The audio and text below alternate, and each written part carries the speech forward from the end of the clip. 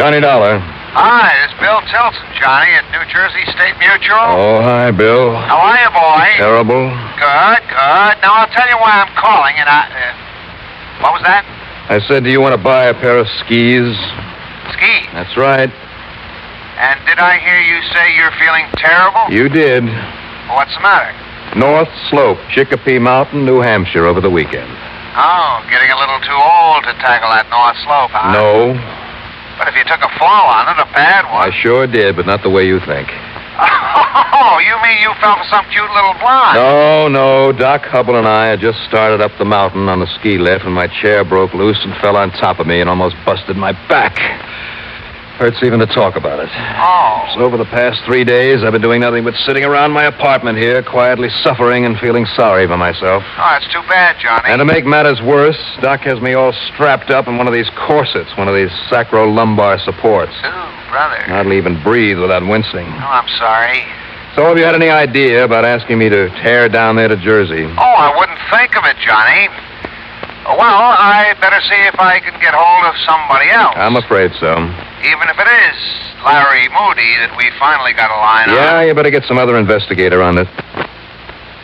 Larry Moody? Yeah. Fingers Moody, the safe operator? Yes. You got a lead on him? We sure have, but if you're not in shape... Well, what's the matter with you? Why didn't you say so? Well, if you're on the sick list, Johnny... Well, let somebody else have a crack at that crook, not on your life. Now, listen... Oh! Yeah, you see, with that back of yours in bad shape... What are you talking about, Bill? You sit tight. I'm on my way. Oh!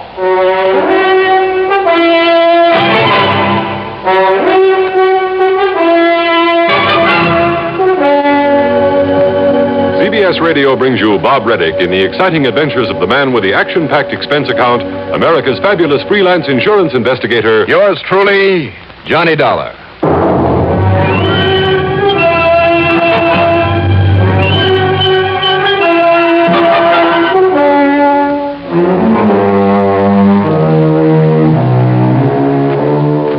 Expense account submitted by Special Investigator Johnny Dollar to the New Jersey State Mutual Life Insurance Company, Trenton, New Jersey.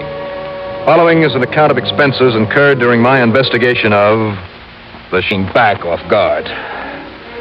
So item 1 on the expense account is $6 for a taxi out to Bradley Field. Item 2 is $12.80 for tips and a plane ticket to Trenton, New Jersey. And item 3 is $3 for a cab into Bill's office. Johnny, you darn fool. I tried to tell you over the phone that I could get somebody else for this job. Sit down. Yeah, sure. You look lousy. Thanks.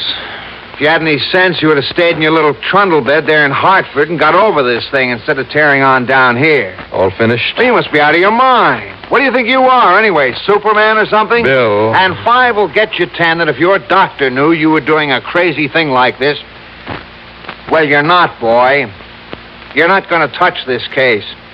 I'm going to haul you out to the airport and put you on the next plane back to Hartford, understand? And, baby, that's that. All finished now? Yes. Good. Now tell me what you know about Larry Moody. Where is he? What's this lead you have on him? Now, come on, Bill, come on. You just won't give up, will you? No, not where Larry Moody is concerned. Okay. Well? It was 4 years ago that Moody pulled that caper in Chicago. Got himself a job in Merriman's department store and walked off with nearly $10,000 that our branch office had to make good on. And like a sap, I followed up every misleading clue that he left behind, chased him halfway across the country, and never so much as laid eyes on him. I know. If he hadn't gotten that highway smash up near some one-horse town in Iowa... I know. A cop picked him up without the least bit of trouble, collected the reward, and all I got out of it was 2 weeks of wasted time and a black eye in the process. And then when that crooked lawyer got him off because nobody could find the dough he'd stolen... Well, you can't blame yourself for that, Johnny. No, but if I'd had the chance and the time and the money... Well, never mind. Now, tell me about this lead that you had on him. Oh, come on. Tell me what... Oh! Hey, take it easy, will you? Doesn't that corset do you any good? Oh, it's the worst part of it. The heavy stays in it keep poking me in the... Well, come on, what about Moody? Night before last. Over $30,000. And she's Emporium. Here in Trenton? Yeah. And you're sure it was Moody? Absolutely. How come? Because of his modus operandi, Johnny.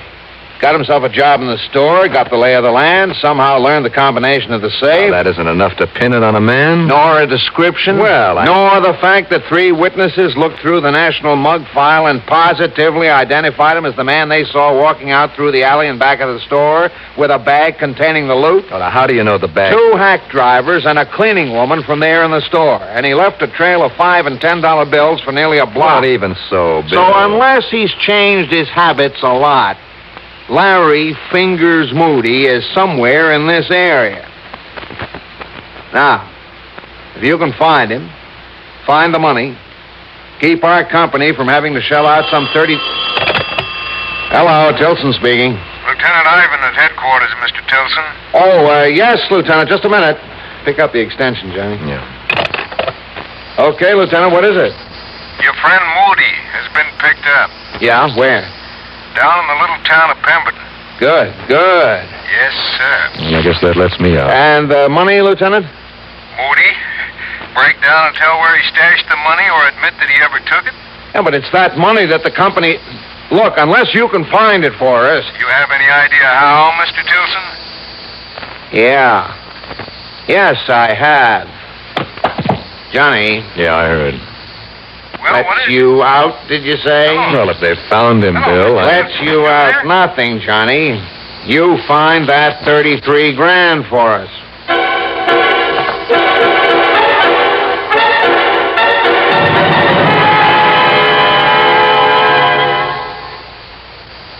Ruth, next Tuesday's lodge night. Is my good suit pressed?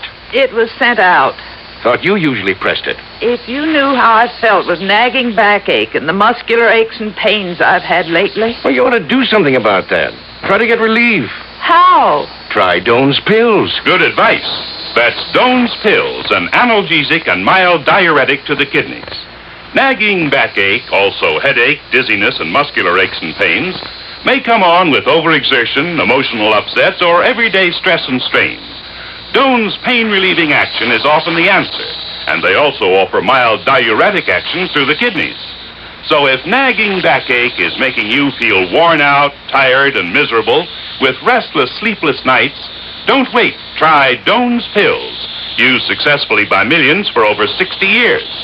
See if they don't bring you the same welcome relief. Get Doan's Pills today.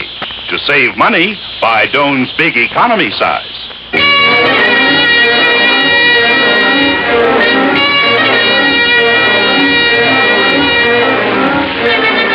I left Bill Tilson's office and slowly and painfully walked over to police headquarters where I talked with Lieutenant Walter Ivan. You know how to get down to Pemberton, Mr. Dalloway? Well, I understand it's a little town about 20 miles south of here. Yeah, that's right. You take 206, then cut left on 537, about 2 miles, and there you are. Now, Lieutenant, tell me this. The police chief is an old friend of mine, so if you like, I'll give you a card of introduction. I'm sure he'll give you all the help he can, if it'll do any good. Yeah, now, wait a minute. Yes. Moody cracked that safe right here in Trenton. Yes, sir. So won't you drag him back here? Well, yeah, sooner or later. Well, what do you mean by that? You see, Pemberton doesn't want to let us have him until they can settle their charges against him. He pulled another robbery down there? No, sir. What they're holding him for had nothing at all to do with the Hanchy job here in town. Well, what did they get him for? We're running down one of the town's leading citizens with his car. I see. And Pemberton isn't a very big place, you know. Doesn't have too much excitement, and I guess they want to make a big thing of it. Oh, fine. As a matter of fact, they didn't even know he was the man we wanted until after they had arrested him. Locked him up. Now, look, Lieutenant, if he can get himself out on bail and then skip town... No danger, Dollar. I made sure of that myself. No bail. How long, then? Before we can get him up here without a lot of extra legal rigmarole? Yeah? Who knows? But don't worry. We got all the time in the world. Well, maybe that's something in my favor. What? What's that, sir? Tell me, Lieutenant, Yeah, what's that? how much of a jail have they down there? Oh, nothing like ours, of course. They hardly need it at all in a quiet little town like that, but I'm sure it's adequate and they'll have no trouble. Now, why'd you ask a question like that, Mr. Dollar? But I've just thought of a little stunt. And if it works... Yeah? Well, you see, my job is to find out what Moody has done with that $33,000. Yeah, from what I know about him, you're not going to have much luck. Why not? Dollar, I was on the force in Chicago when he pulled the Merriman job out there. You know about that? I certainly do. Well, they had just as strong a case against him as we have. But could they get any line on the money? From Moody? No, sir. And, mister, they never will. Or on this job either. I myself tried to break him down out there in Chicago, and believe me, I know what I'm talking about. I know what you mean. But whether we find this Hanchy money or not, we're going to nail him for it so tight that... What is this little stunt of yours? What? No, Lieutenant, if I told you what I planned to do, I'd never get away with it. Why not? Because I don't think you'd let me. But knowing what I do about Moody, and with him not knowing me, Lieutenant, I'll say... Oh, back is really kicking up. No, it's this darn corset. But they say you can get used to hanging if you hang long enough. Why don't you take it off? No, hardly. Now, wait. About this plan of yours. As I started to say, Lieutenant, I'll see you later. Hey, now, Dollar!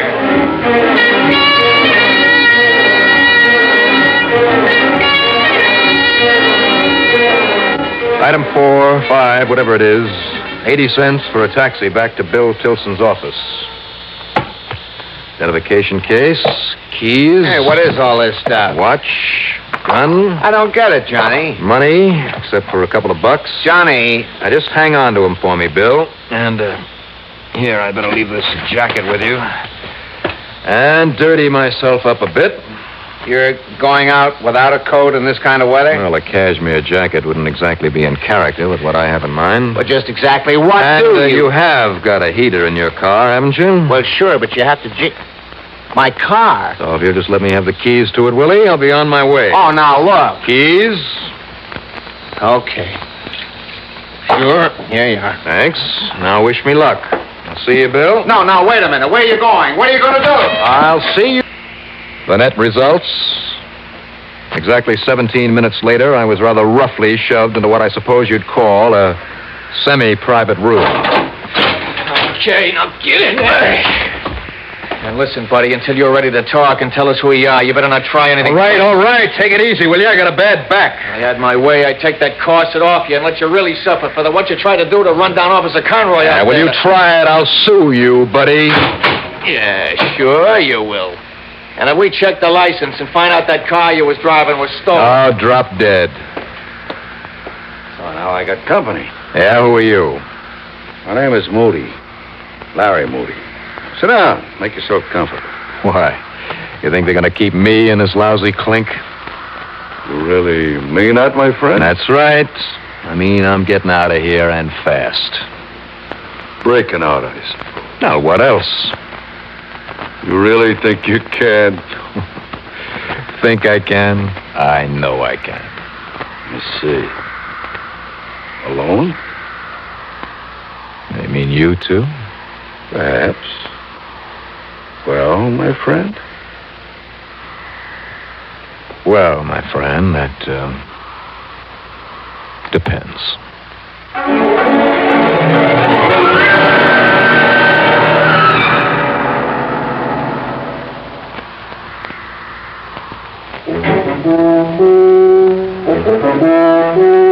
Commander, welcome aboard. Try new king-size Philip Morris Commanders. New because the tobacco in them is vacuum clean. And the cleaner the tobacco, the better it tastes. Yes, the cleaner the tobacco, the better it tastes. Philip Morris Commanders are made by a new kind of machine, the Mark 8, that takes rich, full-flavored tobacco and first gently vacuum cleans it, then rolls the cigarette fully, evenly, cuts the ends clean and firm. The result is new Philip Morris Commanders with the cleanest tobacco ever rolled in a cigarette. Try a pack. you'll get a full, round, king size of solid smoking pleasure because the cleaner the tobacco, the better it tastes. Noticeably better. The commander, welcome aboard.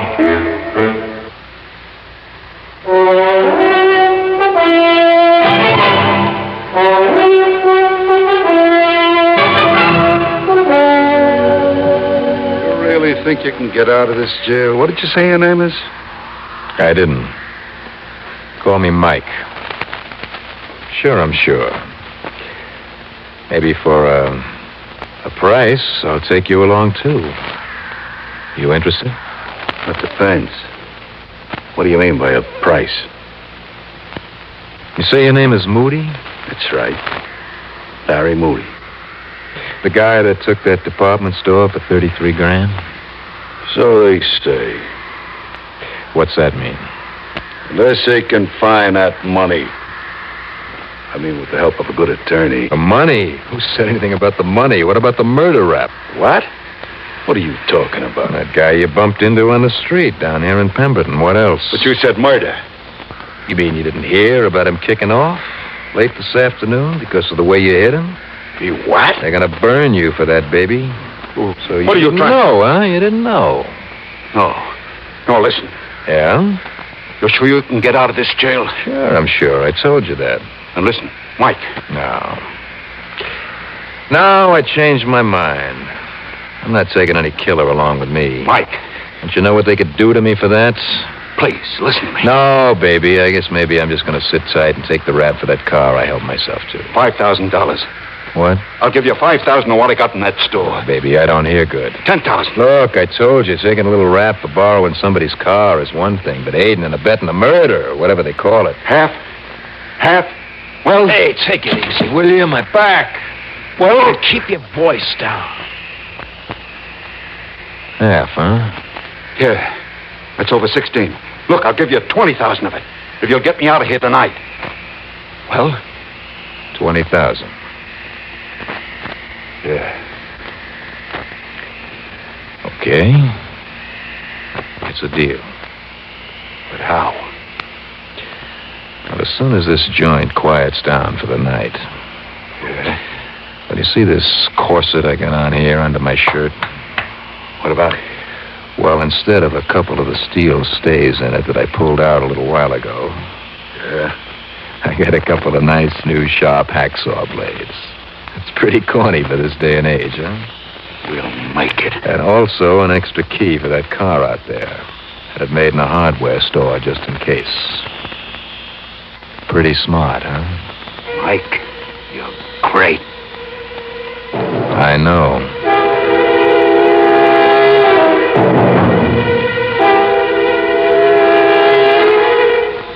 So shortly after midnight, yours truly, Johnny Dollar, and his cellmate, who now thought he was a killer, proceeded to cut their way out of that jail.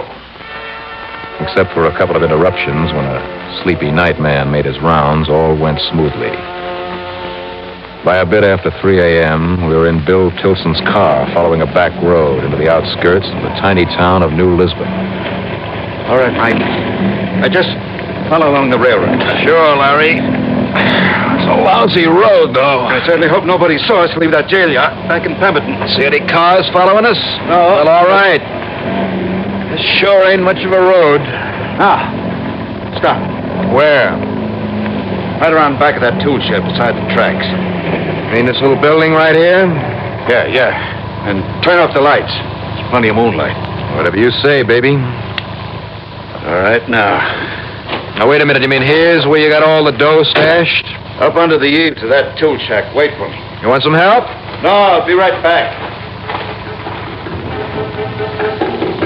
I sat there and watched, ready to jump out after him if he tried to make a break.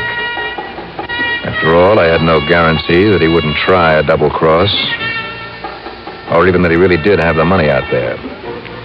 I watched him push a couple of crates against the side of the shack, climb up on them, and then pull a heavy sack down from under the eaves, and walk on back to the car. But what I didn't see until it was too late. All right, here it is. $33,000. So we split it now? No. Why not? Because it ain't all I had hidden away. I also had this. Hey, now, wait a minute. Get out of the car, punk, on this side. Double cross, huh? Get out. Well, so help me, I'll let you have it right where you are. Mr. Johnny Dollar. Dollar? That's right. You think for 1 minute I didn't know that you're Johnny Dollar, that lousy insurance dick who chased me all over the country 4 years ago? I see. That voice of yours alone is enough to make you very dead, Mr. Dollar. Moody. It's no use. Now, wait, listen. Get out, Dollar, like I said, or I'll kill you right where you are. Oh, listen, there's a car coming this way. That still won't work, so just get... You're right.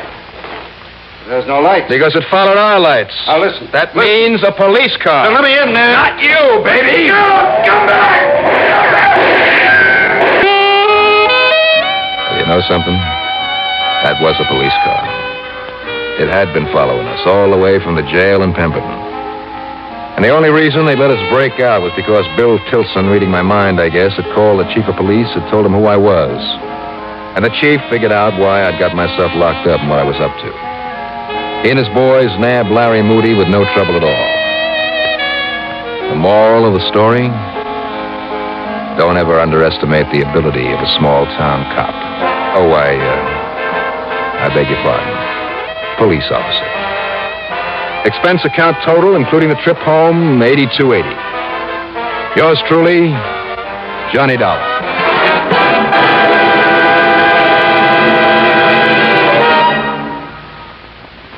Now, here is our star to tell you about next week's story. Next week, another locked room mystery. See if you can figure it out. Yours truly, Johnny Dollar.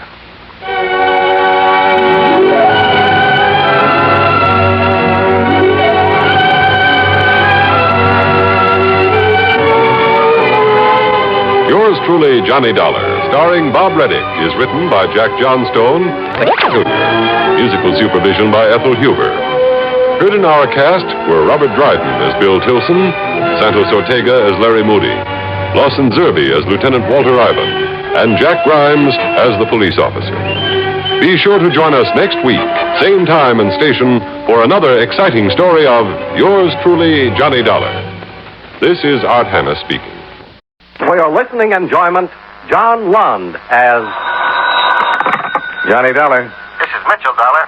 Oh, how are you, Mr. Mitchell? Fine. Are you available? Oh, completely. The company insures a Mr. Nathan Swing, former resident of Los Angeles. Where's he living now? He isn't. His body was found floating in the Los Angeles harbor. How did it get there? Somebody shot him first. Check with Sergeant Matthews, Central Division Homicide. He'll give you all the details. I'll get on it right away.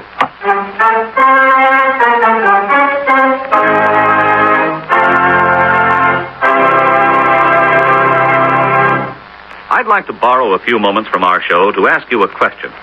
Suppose a little man with 3 arms and 5 eyes should skim past your ear in a flying saucer and ask you, what is the biggest business on earth?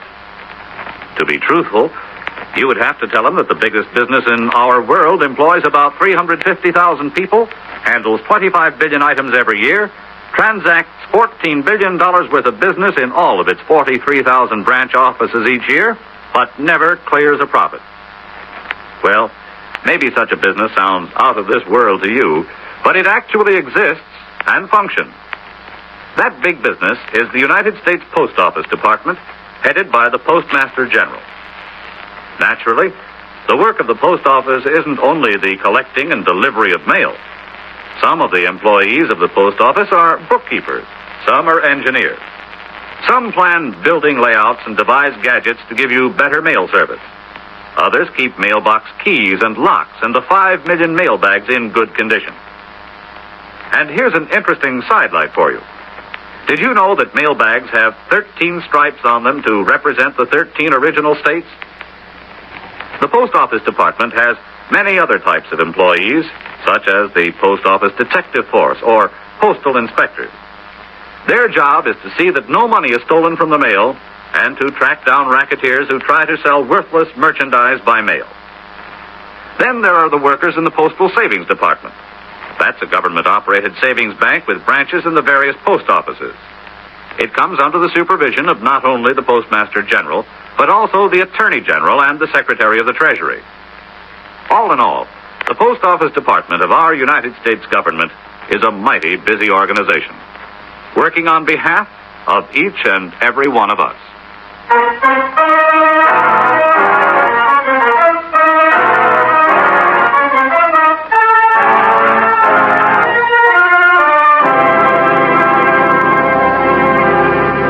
Expense account submitted by Special Investigator Johnny Dollar to Home Office, Great Eastern Life Insurance Company, Hartford, Connecticut. The following is an accounting of expenditures during my investigation of the Nathan Swing matter.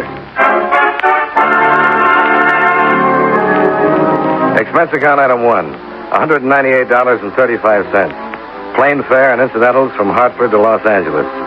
Approximately 7 hours and 15 minutes after leaving a cold and rainy New York airport, I stepped off the plane into a 75-degree California spring afternoon. I rented a car, drove to my hotel, registered, and called Sergeant Matthews at the City Hall. At 2 o'clock, I was sitting in the squad room of Central Division Homicide. Well, there's all we got on Swing.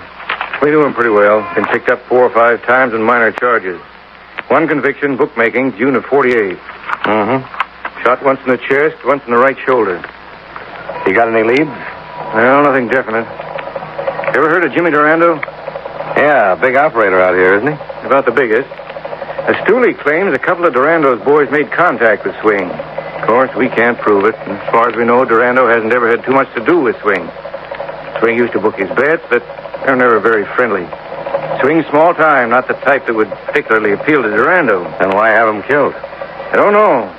But something's happened that involves Durando. It happened right after this killing. Daniel Fletcher, special investigator on a vice crusade, has been after Durando for a long time. And Durando is due to appear before the committee tomorrow. You seen the morning paper? Fletcher calls off Durando investigation.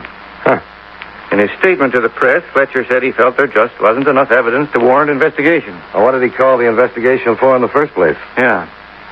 I know Fletcher pretty well. He'd never have gotten a subpoena for Durando unless he figured he had enough to convict him. Now he calls it off. The morning after, a small-time hood named Swing is pulled out of the bay. Well, there may not be any connection. May not. So far, that's all I've got. And I have to solve a killing. Fletcher is an honest man? I've always thought so. Done a fine job so far. Well, I got a job, too. Going to see Fletcher? I thought I might. Any objection? Not to seeing Fletcher. But if you decide to pay Jimmy Durando a visit, tell me about it first, huh? That harbor at San Pedro is awful cold in the morning.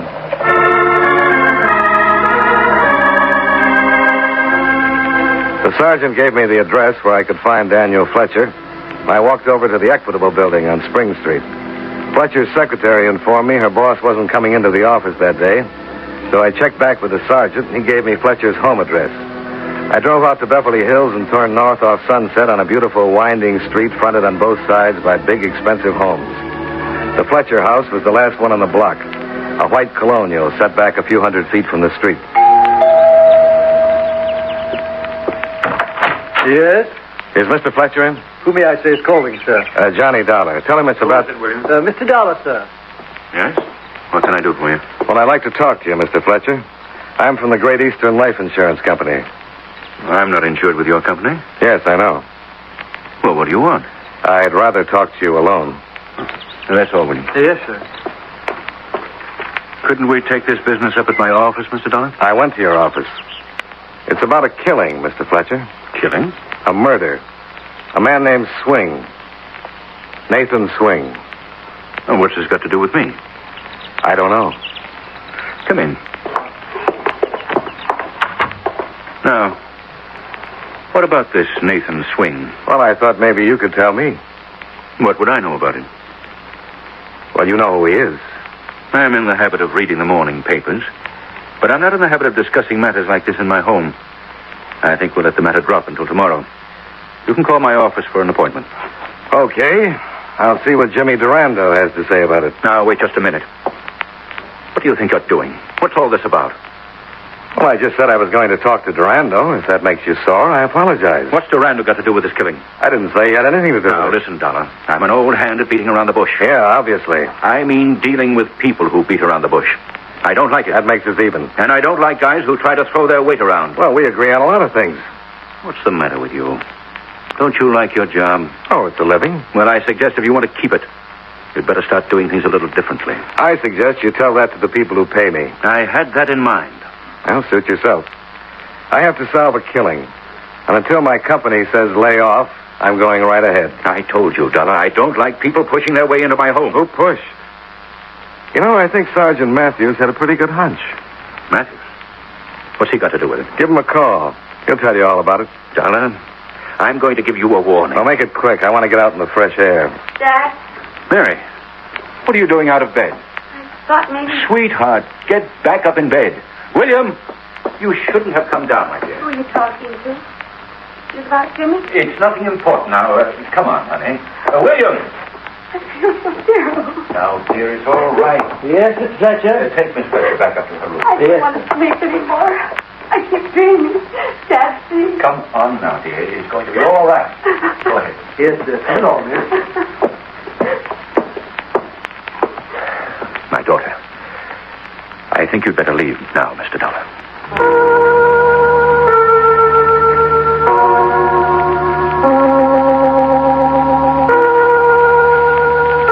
I drove back to my hotel and put in a call to Sergeant Matthews. I told him about my interview with Fletcher and asked where I could find Jimmy Durando. He advised against it, but suggested the safest way to see Durando would be at night in Durando's restaurant. He gave me the address and promised to have a couple of his boys in the place just in case. I spent the rest of the day relaxing in my room, and around 8 went down to the dining room and had dinner. At 9:15, I walked into Durando's expensive restaurant. There was an empty stool at the bar. Yes, sir? Where can I find Jimmy Durando? I don't know if he's in yet.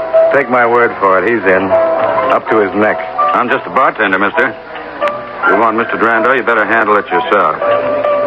Now, do you want a drink? Scotch and water. Yes, sir. The bartender brought me my drink, and in about 2 minutes, just as I expected, a well-muscled gentleman walked up behind me and breathed down my collar. Good evening. Yeah, it is. I understand you're looking for Mr. Durando. Well, you've understood just right. What do you want to see him about? Nathan Swing? Okay, let's go. What's your name? Johnny Dollar. You a cop, Mr. Dollar? Insurance investigator. Waiter.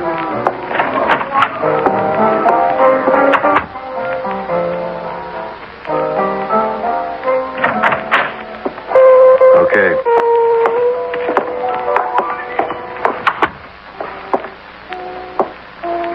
Sit down, Mr. Dollar. Thanks. Tony says you're an insurance investigator? That's right. Mm-hmm. Just what are you investigating? A murder. Nathan Swing's murder. Why come to me? You don't know anything about it? Well, I heard somebody killed him, but I couldn't care less. You knew him? Slightly. I never shook hands with him. I'm surprised your company would insure a crime like that. Who are you insured with, Mr. Durando?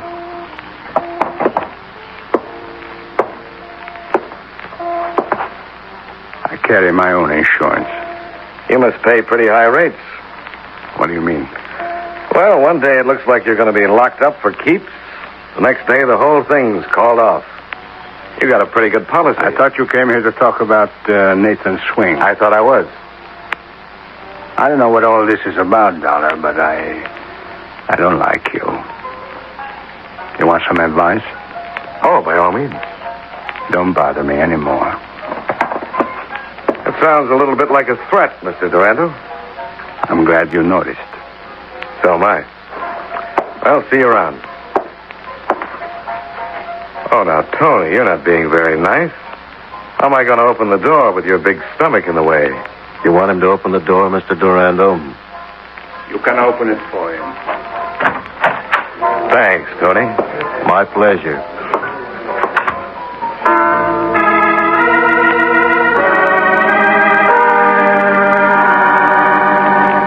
I walked back to the dining area and started for the front door. Then I saw her, crossing the room in my direction. The same girl I'd seen that afternoon standing on a staircase and looking very sick. Mary Fletcher, Daniel Fletcher's daughter. I watched her walk back to the hallway that led to Durando's office.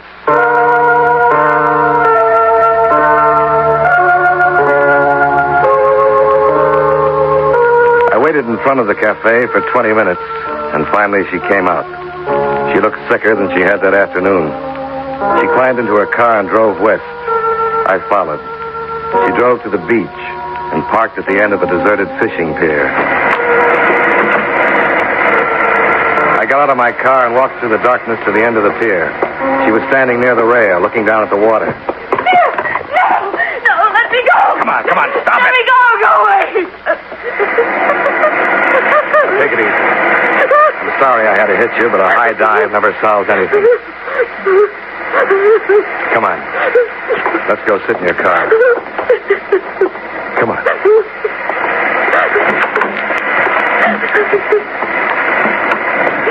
Go on, move over.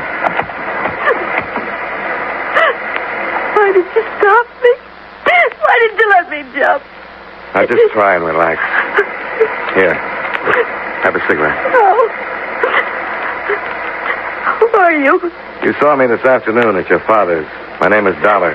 You should have let me jump. I couldn't have done anything then. Who couldn't have done anything? Oh, please, I don't know what I'm saying. Please take me back home and just leave me alone. Might help you to talk about it. I don't want to talk about anything. I just wish I were dead. I wouldn't have to talk about anything or think about anything. Come on now. Get hold of yourself. Who are you? What do you want? What are you doing here? I'm an insurance investigator. Insurance? I followed you from Durando's. I'm investigating the death of Nathan Swing. Did you know Nathan Swing? I only saw him once. When was that? The night I killed him.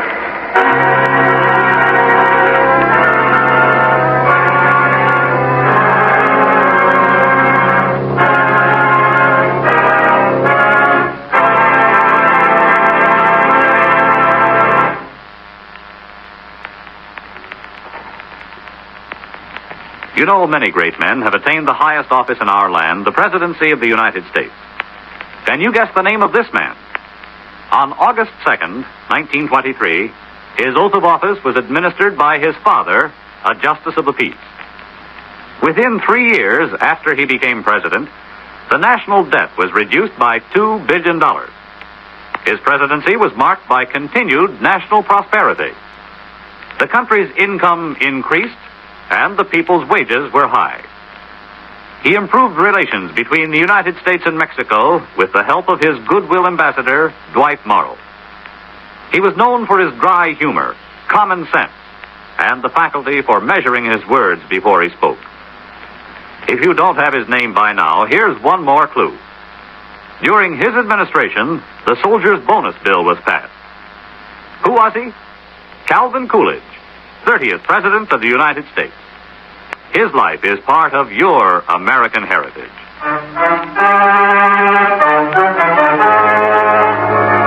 And now, with our star, John Lund, we bring you the second act of Yours Truly, Johnny Dollar.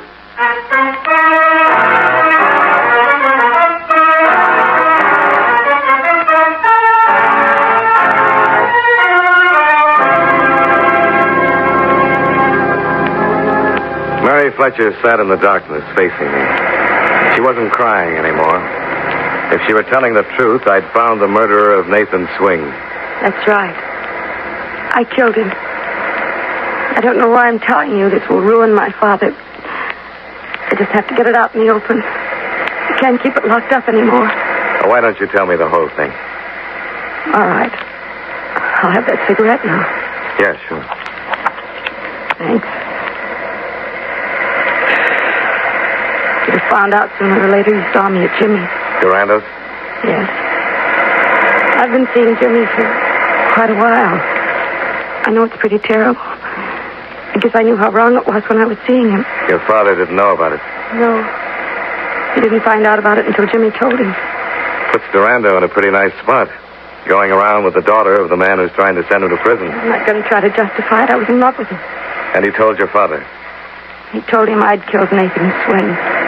So your father called off the investigation. Protect me. I would have come right out and admitted everything, but I knew what the publicity would do to my father's career. Durando's blackmailing your father? He has the gun I used. How did it happen? Well, I'd never seen this Nathan Swing before. I was with Jimmy one night, and Swing came in and said something about a bet. Something about some money that he had coming. There was an argument, and this man, Swing, pulled out a gun. Jimmy grabbed him, and they began fighting. Jimmy knocked the gun out of his hand, and when Swing hit him and grabbed one of those pokers from the fireplace, I got the gun and shot him. He just kind of stood there for a second, and... What did Durando do? I don't remember too much about it. I got hysterical, and Jimmy put me in my car and told me to go home. Not to say anything, that he'd take care of it. I wanted to go to the police right then, but Jimmy said it would ruin Dad. I don't know what'll happen now. I've told you, and it'll ruin Dad anyway, but I just can't keep something like this quiet. Only trouble, if you make a confession to the authorities now, Durando's in a better position to beat the rap. Your father still won't prosecute for fear of what Durando might bring out at the trial. What can I do? Just keep quiet for a little longer. How will that help? Durando hasn't got a thing if he hasn't got the gun you used. Nobody's ever going to get that gun away from Jimmy. Well, it's worth a try anyway. You mean you're going to... Why should you try to get the gun? What difference does it make to you? Guys like Durando make a lot of difference to me. But he'll still swear that I killed Swing. Without the evidence, it'll be your word against his. You can lie for a little while. You can lie long enough for your father to prosecute Durando. After that, you can go to the police and tell them the truth. I don't think my father would do it under those circumstances. I think he would. I'll have a talk with him. I think he'll go after Durando just like he's always wanted to. The only thing that's stopping him now is that gun. What are you going to do? See Mr. Durando again. Be careful. I always try.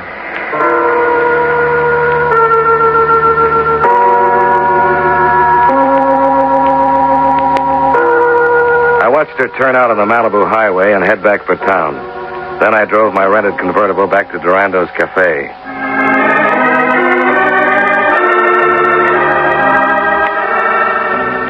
It was close to 1 a.m.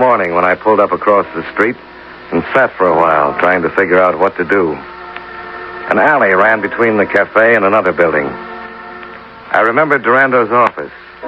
He'd been sitting with his back to a window that faced an alley. That name's ready to crack up. You sure will. How can you be sure? You saw her tonight.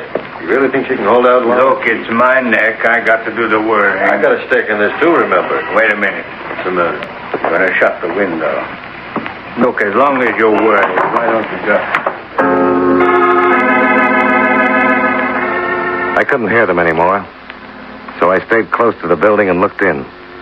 Durando had crossed to a wall safe and was taking something out. It was a snub-nosed .38. He crossed back to his desk, put the gun in a box, and handed it to Tony. Tony nodded and left the office.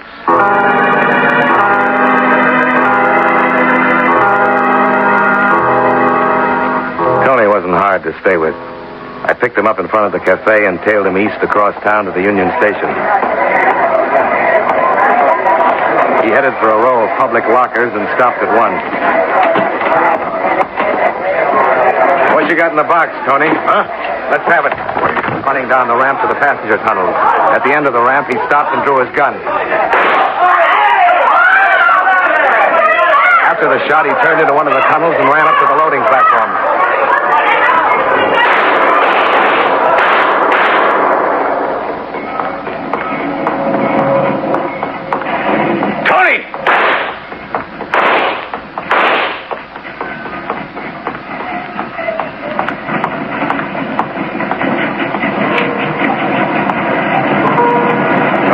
The yard would be full of cops in a few minutes.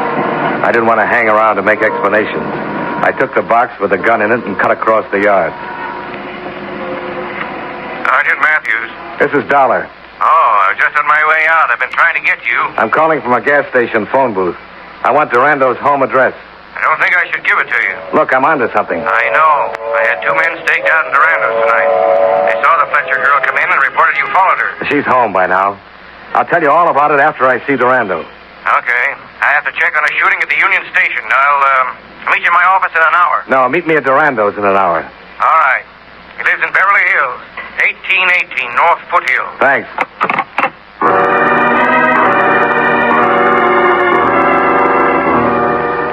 I couldn't tell Matthews about the shooting until I'd seen Durando alone. And when he found Tony in the train yard, he'd be over to Durando's soon enough anyway.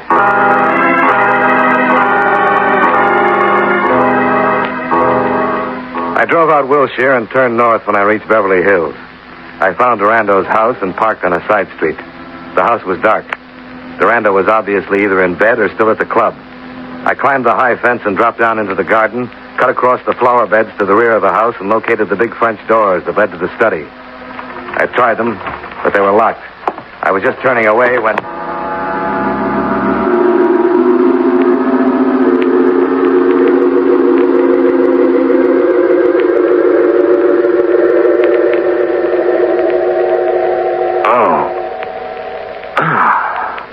You're pretty clumsy, darling.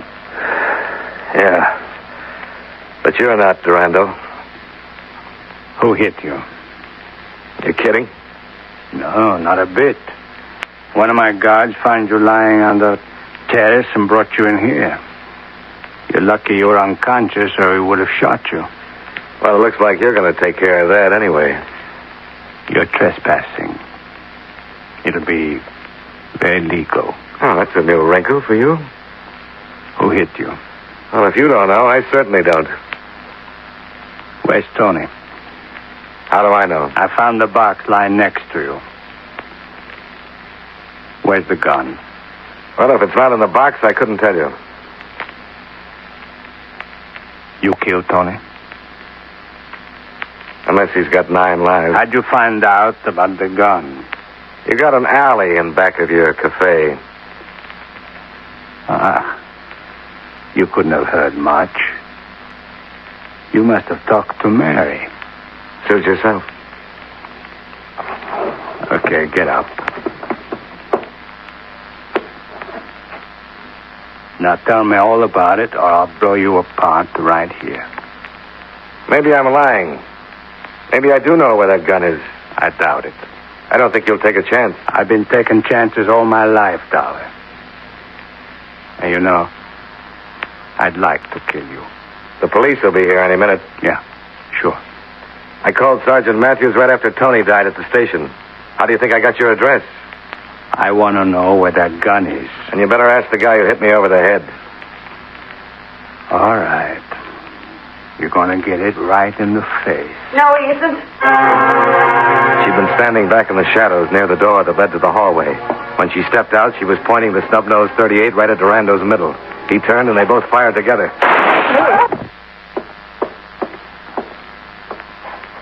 Where did he hit you, Mary? He deserved it, didn't he? Where did he hit you? The side. Is Jimmy? Yeah, I think so. He did deserve it, didn't he? Yeah, he sure did. I'm sorry I hit you in the dark. I didn't know. It's all right. I went home. Started worrying about you. I went back to the cafe, and he wasn't there. So I came here. Saw you sneaking through the garden. Now, just take it easy. I found the gun in the box.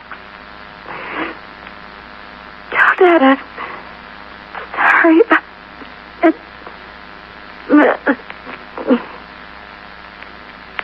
Mary. Mary.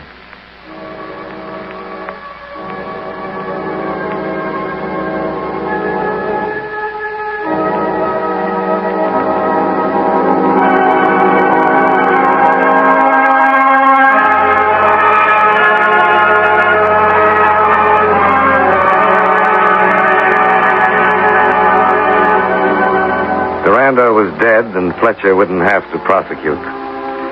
After he buried his daughter, Fletcher closed his office and took a long vacation.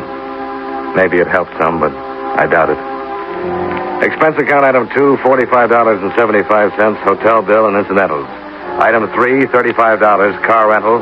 Item 4, $156.85, plane fare and incidentals back to Hartford. Expense account total, $435.05. Yours truly, Johnny Dollar.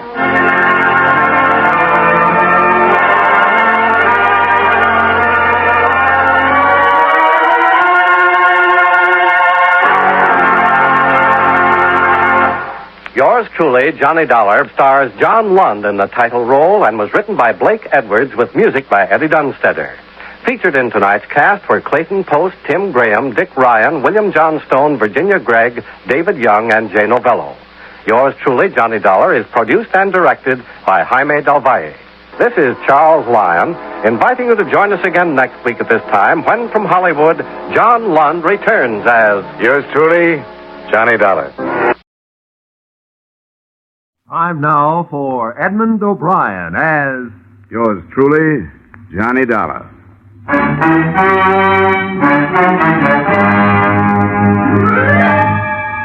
Edmund O'Brien, starring in another adventure of America's fabulous freelance insurance investigator, Johnny Dollar. At insurance investigation, Johnny Dollar is only an expert. At making out his expense account, he's an absolute genius.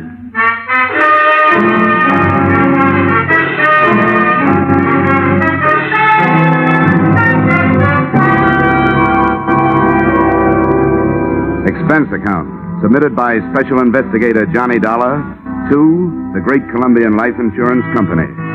The following is an accounting of my expenditures during the investigation of the circumstances surrounding the murder of your policyholder, Loyal B. Martin, or how to take a vacation in Fairfield County. Expense account item 1, $3.20 mileage from Hartford, Connecticut to the country estate of the deceased. I drove up a long cement driveway toward the mausoleum-type manor house.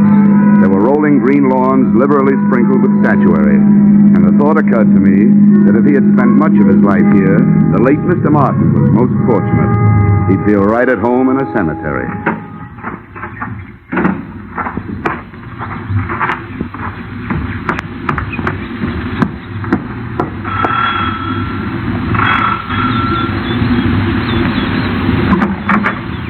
Yes? My name is Dollar. I'm here to see Mrs. Martin. Oh, yes. Mrs. Martin. Uh-huh. I'm afraid I'll have to disappoint you. The widow has gone shopping the day after the death of her husband. Something attractive in mourning clothes, I'm sure. Well, what time is she expected back? I have no idea. But it shouldn't be long. Do you mind if I come in and wait? You'll forgive my asking, young man, but just what is your business here at Loyal Haven? I was sent here by the insurance company. Oh, why, yes. Well, then do come in. Here, right in here. I'm Mrs. Tompkins, the housekeeper, Mr. Dollar. I was with Mr. Martin for over 30 years. He was a wonderful man. This furniture also looks like it might have been with Mr. Martin for over 30 years. Victorian, isn't it? Yes, pure. Loyal... Mr. Martin, that is, was an expert on the Victorian period. Please sit down. Thank you. Mr. Dollar, I suppose you'll think it's indelicate of me at this time, but about Loyal's insurance, his policies, did they... Yes, Mrs. Tompkins, they did. One of his policies leaves you a nice, sizable amount. But before you start counting it, maybe you and I had better have a little understanding. Yes? Well, I'm not here to represent the payoff department. I'm here to investigate the murder. Oh, well, I see. Yes, before the company pays off, they want to make sure that among the beneficiaries, they don't pay off the murderer, because they really don't have to do that. Oh, I didn't realize... No, neither do a lot of people. You know, that's the way quite a few good murders are wasted. Yes, I suppose you're right. Well, if that's what you're here for, I suppose you'll want to talk to the police. Lieutenant Markwood is in the library. That's where it happened. Oh, library, huh? Well, that might help. If I can't find any other answers, I can always try looking some up in a book. Which way do I go? The door, just across the hall. Thank you. And what a haul. The only thing missing was old Queen Victoria herself. Even the musty odor clinging to the green velvet seemed to have been passed down through the centuries. There was a brace of moth-eaten pheasants on the wall and a bouquet of moth-eaten flowers under glass on a marble-top side table. The library was the same, but there were three things that looked out of place. A, an old suit of armor. B, a glass case filled with new, well-polished sporting rifles and shotguns. And C, a very gruff-looking lieutenant of the police who eyed me as I came in. And who are you? Oh, here's my little breath saver. Oh, yeah, Johnny Dollar. They told me you'd be here. Well, I've told everybody else I better tell you don't touch anything. They want to re-fingerprint the whole room. Okay. What'd you find, Lieutenant? Nothing but the cadaver with 2 bullet holes in his back. Haven't got a caliber report from ballistics yet. Have you an estimated time of departure? Yeah, the coroner says Martin died after dinner last night. Uh-huh. Anything to go on? Just the usual. Faith, hope, and suspicion. His wife, too young and too pretty for an ugly old buck like Martin, must have married him for his money. Then there's that housekeeper, Sarah Tompkins. Yeah, I met her on the way in. Well, she used to be the old man's intended from what I can find out. Probably jealous of the young wife. Then there's the brother, Marty. He showed up a few weeks ago, broken, brooding. Probably in love with the young wife. And then there's Nick Bellotti, a private detective who hired himself out as Martin's bodyguard. Bodyguard, huh? No doubt also in love with the young wife. Could be. Who's your choice? Except for the fact that there are only 2 bullets, I think they all did it.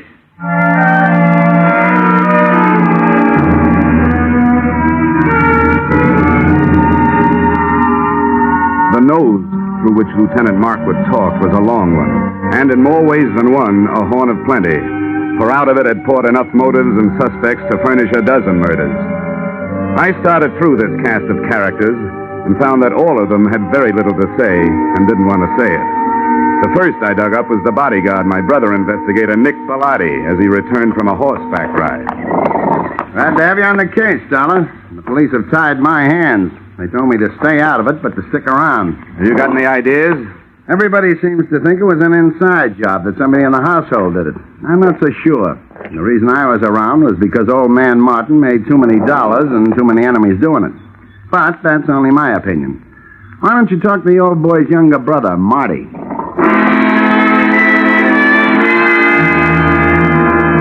I found Marty living the life of Riley. He was upstairs in his room, cuddled up to a 20-year-old bottle of brandy, which was still underage to be around the kind of book he was reading. Yeah, I'll tell you something, Dollar. My brother and I never did get along. Yeah, you'd find that out anyway. Why'd you come back here, Marty? Because Loyal's little bride, Joy-Ann, sent for me. She was afraid of him, and she didn't know if he was on to her. Was he? About that, you'll have to talk to Joy-Ann.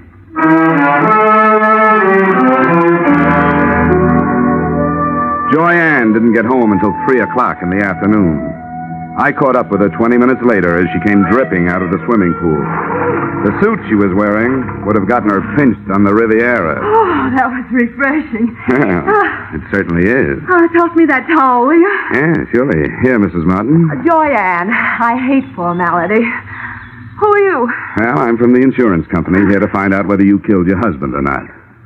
Good for you, Mr. Dollar. That's what I like. Men who get right down to the point. I was told you were here. Oh? Nobody told me about you. Oh, come on over and learn. I want to stretch out here in the sun. Here, you man the fly swatter. Okay. Come on, sit down. Here beside me. If it gets too warm, slip off your shirt. Oh, thank you. Well, suppose we start talking business. Marty tells me you sent for him to come here because you were afraid of your husband. How come? Well, I knew Marty before I knew Loyal. As a matter of fact, he's the one who introduced me to. What do you call a dead husband? You call him unlucky, I guess. Anyway, for the purposes of this conversation, I'll know who you mean if you just say husband. But you didn't answer my question. I meant, were you afraid of your spouse? And if so, why? Yes, I was afraid of him. I might as well tell you, Mr. Dollar. I want to be frank with you. The only thing Loyal didn't have to offer me was love. I seem to be a girl who needs just that. Frankly, I tried to make up the deficit. Mrs. Tompkins, the housekeeper, saw to it that my husband found out about it. From then on, it was like living with a madman. So endeth my confession. So beginneth my suspicions. What about this housekeeper? Well, until I came along, she always thought that Loyal would wind up marrying her. No, don't get me wrong. I realize that I'm still the best jury bait around. If you killed him, you might make some headway with a self-defense plea. Thanks. I'll remember that. In the meantime, just in case this thing gets messy for me, and it shows signs, I'm going to spend what's left of my free time enjoying myself. Well, that won't sound good to a jury, but it sounds good to me. If I spend too much time around here, I might wind up having to plead self-defense myself. Oh? From me? No, from that bathing suit.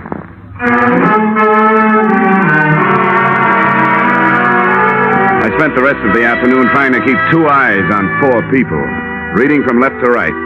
Brother Marty stayed in his room finishing his book and his brandy. Nick Bellotti, the bodyguard with no body to guard, got back on his horse and cantered off into the sunset. The joyous widow, Joy Ann, locked herself in her room, and all I could get through the keyhole was the sound of a light and lovely snore. I couldn't tell whether it was the genuine article or not. Having no way of checking, I picked up the trail of Sarah Tompkins, the housekeeper. She, at least, was apparently up to no good. I found her in the library, doing just what Lieutenant Markwood had told her not to do, smearing the surfaces of Mr. Martin's desk with a dust rag. And as anybody knows, you can't fingerprint a dust rag. Hey, cut it out! How dare you? Mr. Martin's private study. Those are the police private fingerprints you're messing up. I was doing nothing of the sort. I was dusting his desk. I always do it at this time of day. Get out of here. You don't belong in here. Keep your wig on, Mrs. Tompkins. I'll not be told what to do by outsiders. Everything was all right until outsiders started coming in. If it wasn't for outsiders, Loyal would still be alive. First that girl, then his brother and that detective. Now it's the police and you. Why did any of you have to come here? Why couldn't you leave us alone? Now, calm down, Mrs. Tompkins. Try to calm down. Yeah, now, what's going on in here? What? Oh, and what are you 2 lovebirds up to? It's all right, Lieutenant. I'll tell you about it later. All right, but get her out of here. I've got some looking to do privately. Take her down to her room and then come back. You mean you got something hot? It ain't cold. Okay, Mrs. Tompkins, come on. But I haven't finished in there. Come on, you can get it later. There's just time for you to take a little rest before dinner. But I never rest this time of day. He didn't like me to. Mrs. Tompkins, come on, tell me. Really, why were you wiping off that desk? Those police this morning scattered white powder all over his desk. He would have been furious with me. He hated any kind of... The shots had come from the library, and that's where I went, but not fast enough. By the time I got there, Lieutenant Markwood was dead, and whoever had done the shooting was gone, apparently through an open window. Markwood still clutched the shotgun he'd grabbed out of the gun case, but hadn't had a chance to use. 2 things had just died in that room, the lieutenant and a hot piece of evidence he'd never had the chance to pass on to me.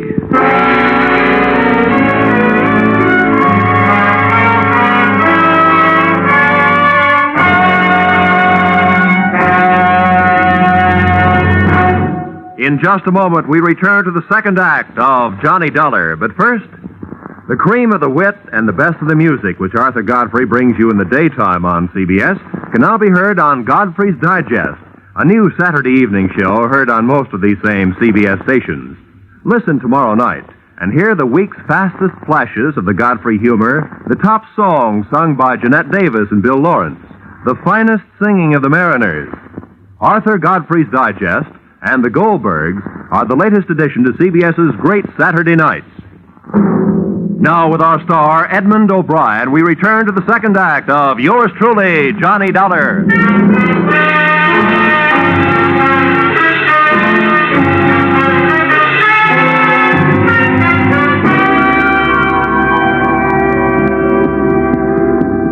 Hey, what happened? Oh, Markwood. Yeah, he's dead. Well, what are you doing, fella? I'm looking for what there seems to be a shortage of around here, Bellotti. Clues. You don't mind where you look, do you? Rule number 1, don't get caught frisking dead cops. Forget about it, Bellotti, will you? Maybe I can suffer from lapse of memory for you sometime. That's a deal. Got any idea what you're looking for? No. But whatever it was important enough to get him killed. I'd hoped maybe there'd be something in his notebook, for instance. Any luck? Well, very little. It's a brand new book, only one notation in it. Here it is. Check tattooing diameter. Recheck penetration. What do you make of that? It's too scientific for me. I'm a skip case and divorce type detective myself. All I know is you'd better put that book back in his pocket and leave it there. Yeah, I guess you're right. Nice timing, Bellotti, and remember, thanks for the loss of memory. Forget it. Hey, what happened? What's going on Good here? Lord. Lieutenant Markwood. Who did it? Dealer's choice. So far, the dealer's the only one who knows. First my brother, now Lieutenant Markwood. There'll be real trouble about this. Johnny, shall I call the police? Drop the innocent access-in-law. I'll call them. No, maybe I better do it, Marty. If everybody will stop pleading not guilty by wanting to call the police, I'd like to get a word in. The police have already been called. Now, if you'll get out of here, I'd like to try earning my salary.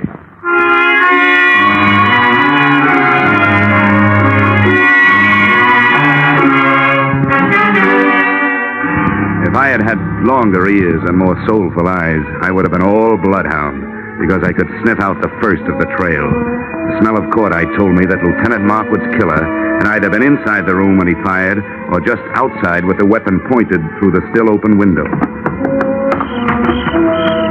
Outside, the grass formed a deep, wet rug right up to the house and smothered any immediate hopes I'd had of finding footsteps. But 10 feet away, I had better luck. A ray of light from inside spotlighted something that looked like it might be a star witness. It was a .32 caliber revolver. I scooped it up with my handkerchief and went back through the open window to look it over. Under the light, I checked 6 empty chambers and a crimson smear on the walnut grip. If somebody was feeding me a herring, it sure was red. But it wasn't blood. It was lipstick.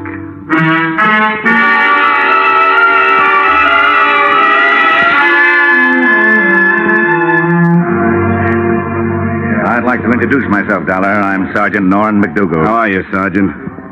Poor Markwood. Thank the Lord he didn't have any wife and kids. I'm glad to hear that. Cops usually do. Well, there's one good thing about it. When a police officer goes, there's plenty of 'em that lives on to fight back. All the police in the world. You can throw in the private ones, too, Sergeant. Thanks, Dollar. And now maybe I'd better take your statement. Well, it won't take long. I heard the shots from the hallway, and I came back. He was killed either from inside the room or just outside the window. I didn't get a look at the killer, but I found what might be the murder gun. Here it is. Watch that handkerchief. 32 caliber. Yeah, how does that match up with the gun that killed old man Martin, do you know? Same caliber. Huh. I wonder what he was doing with this shotgun. It ain't loaded, and Markwood knew better than to wave an unloaded gun in the face of a full one. Did you get anything else out of ballistics, Sergeant? Headache.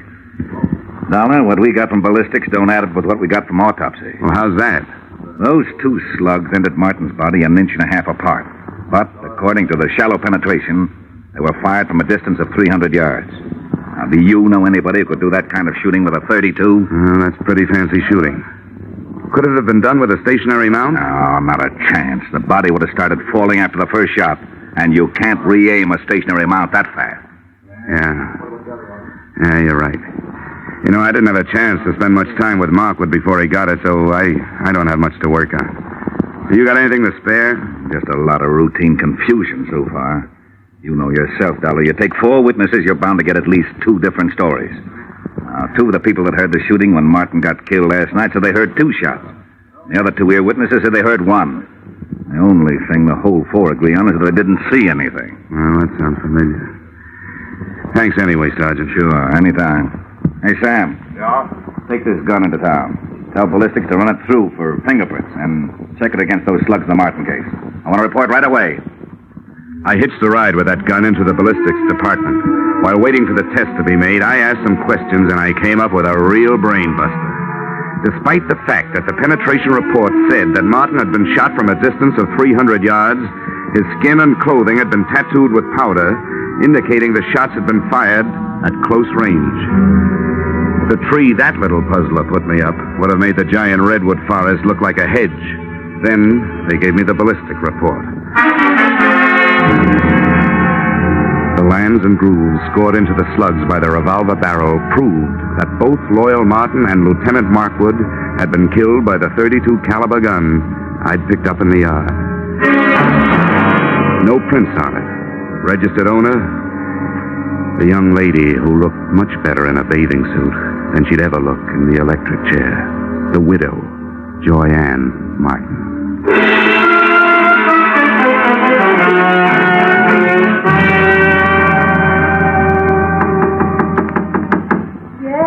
Who is it? The Hartford Hawkshaw. Dollar, I want to talk to you. Oh, I'll be with you in a second. I'm just out of the shower. Okay. First she was in the pool, now it's the shower.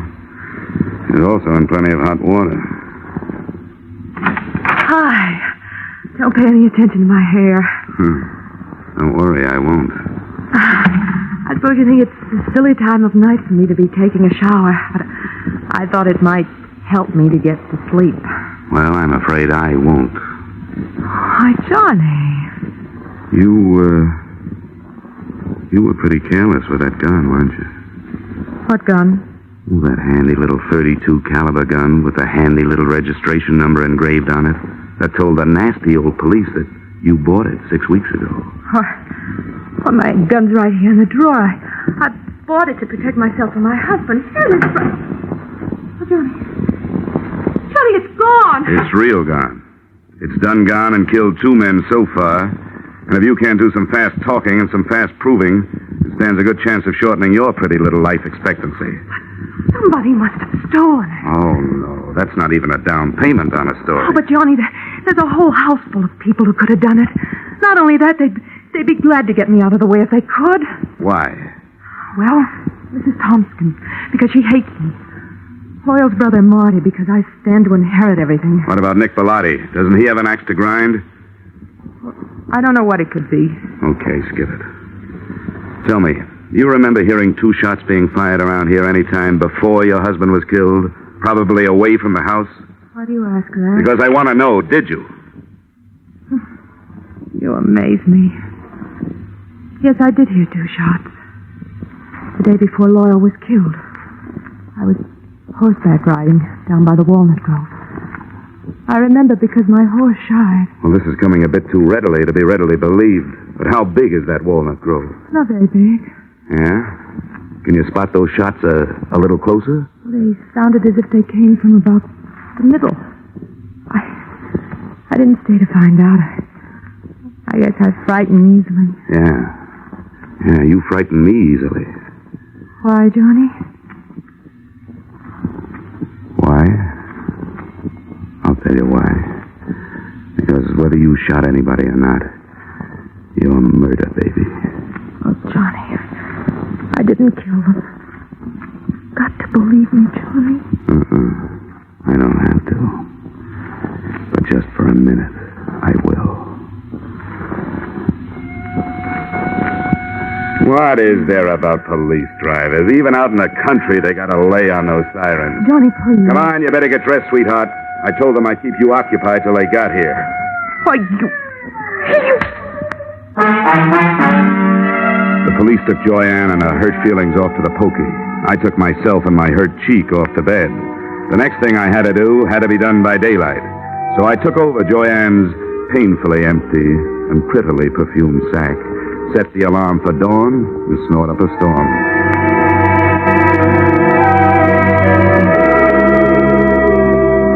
I never knew before how much went on in the country so early in the morning. On the way to the walnut grove, the damp air washed the cobwebs out of my head, and I started thinking. Now, first, Loyal Martin had been found dead with 2 bullet holes in him. Yet 2 of the witnesses, Joyanne and the housekeeper, Mrs. Tompkins, had heard only 1 shot. Second, that powder burn tattooing on the body, denoting a close-range killing, was in violent argument with a bullet penetration report which screamed long-range killing. Those facts, added to what was in Lieutenant Markwood's notebook, plus that shotgun clutched in his dead hand, came close to tallying up the total that had cost him his life. Inside the grove, I found 4 walnut trees with hollows in their trunks. The first one gave me a handful of nuts and a fancy sassing by an irate squirrel. The second one came up with a handful of spunk water and a wet cuff.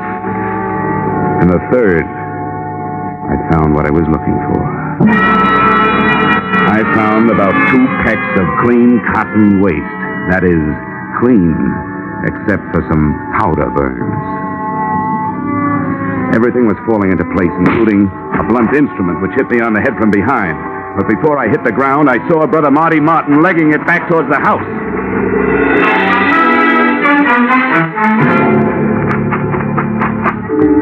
I made it up the house and up the hill and onto the trail. I was just starting up the stairs when I heard another out-of-season 4th of July.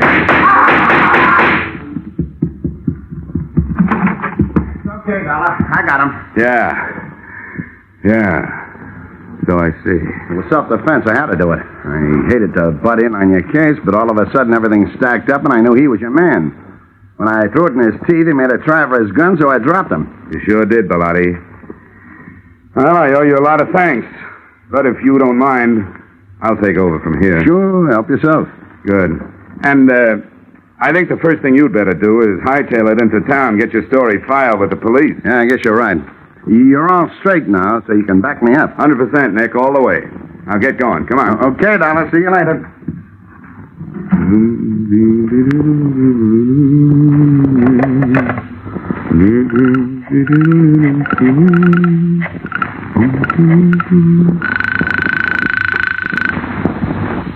Sergeant Norrin McDougal.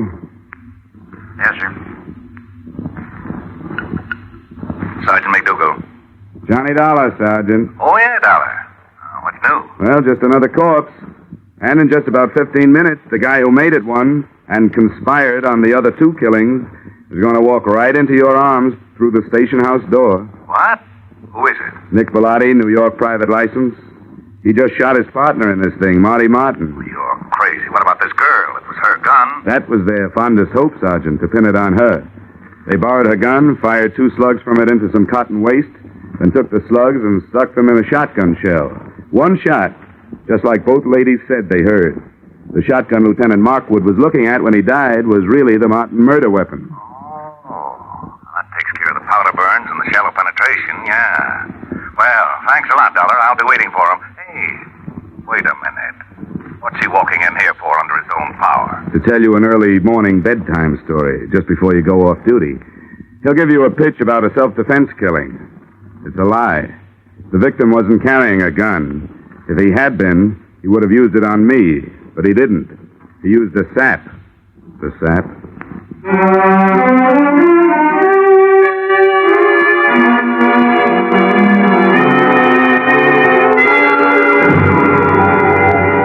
Expense account, items 2, 3, 4, 5, 6, 7, 8, and 9.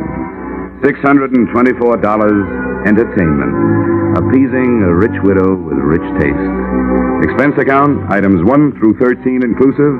$160 entertainment of poor insurance investigator with extravagant taste. Expense account, item 14, $7.80 mileage New York to Hartford. You may disagree with that item, claiming that I finished the case in Fairfield County. But I didn't finish the case until I left her.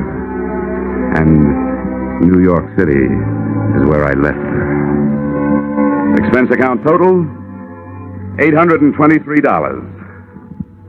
Signed, yours, truly, Johnny Dollar.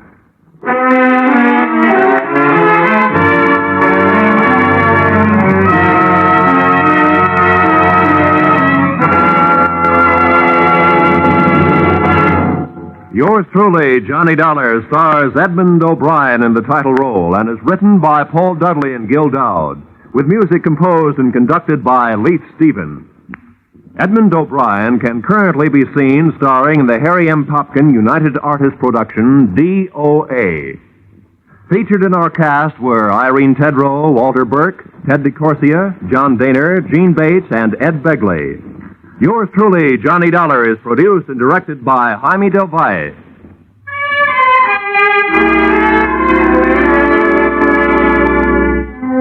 Join Join us again next week when Edmund O'Brien returns in another adventure of... Yours truly, Johnny Dollar.